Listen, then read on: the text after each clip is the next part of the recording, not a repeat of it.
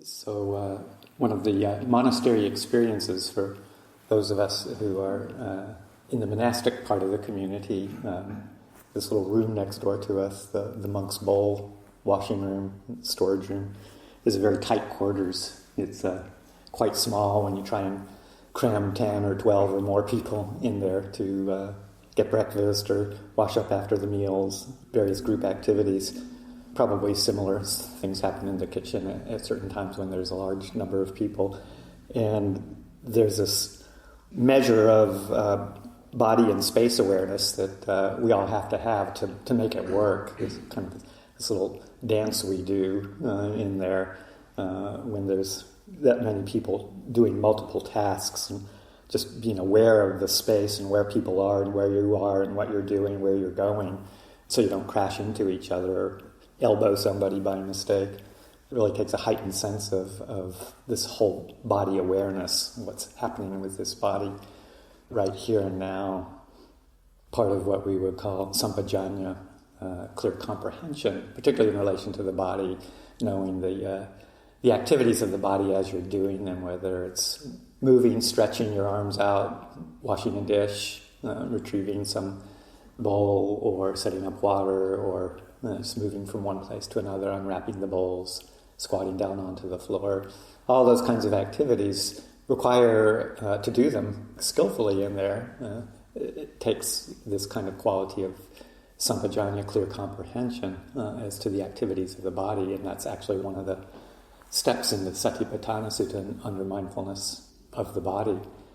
And it's just really emphasized a lot in our tradition, in all postures, of this sense of whole body awareness. We were talking at tea time yesterday about various traditions that have different emphases on how to develop the meditation practice, particularly the meditation object of breathing, and where to focus one's attention and the qualities that might develop based on that.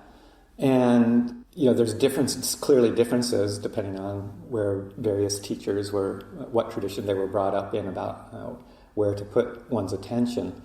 And I think more and more, at least in our tradition, and it's always been emphasized to some extent, this knowing the breathing as it affects the entire body. This morning we chanted the Anapanasati, teachings from the Anapanasati Sutta, and that third stage, if you noticed, is Sabakaya Pati Sanvedi, which is Sabakaya is the entire body. Saba is all or entire, and Kaya is the word for body. Pati Sanvedi, the word derives from the Vedi part of it derives from the word Vedana, which means feeling. And Pati and Sang are amplifiers. So it means feeling, fully experiencing, fully feeling the entire body.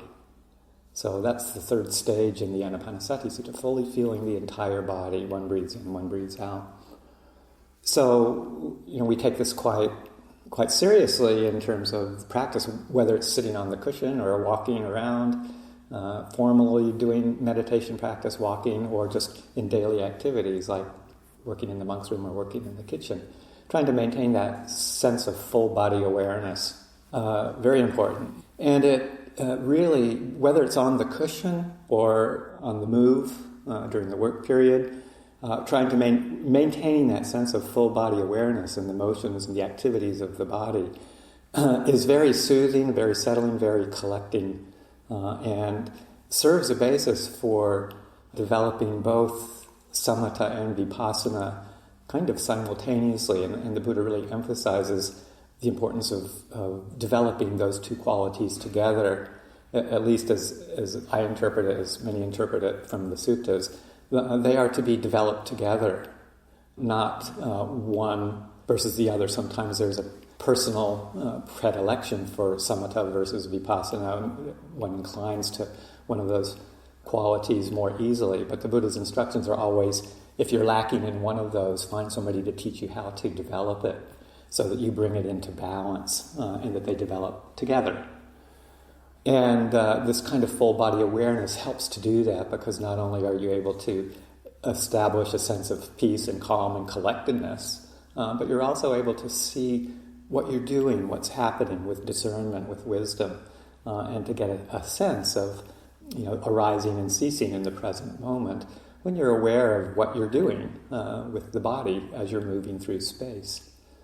So developing these two qualities together through this full body awareness, and then developing that in all postures. We're looking for a continuity of mindfulness and clear comprehension as we move throughout the day. It's not just that we develop insight and calm on the cushion, but it's integral to the full practice throughout the day. And if we can maintain that sense of continuity of practice through mindfulness, full awareness of the entire body throughout the day, then when we sit down to do formal practice later on, the mind just settles so much more easily because we're already halfway there if we're in the body, fully in the body. And there was a bumper sticker that I just remembered that I really like that kind of pulls it together. It's like it's a bumper sticker that you'd read on the freeway, like particularly in a traffic jam, and it says, "If I spent more time in my body, I'd already be home." So keeping that in mind, if we can try and spend more time in our bodies here, then we're always at home. Is that for this morning?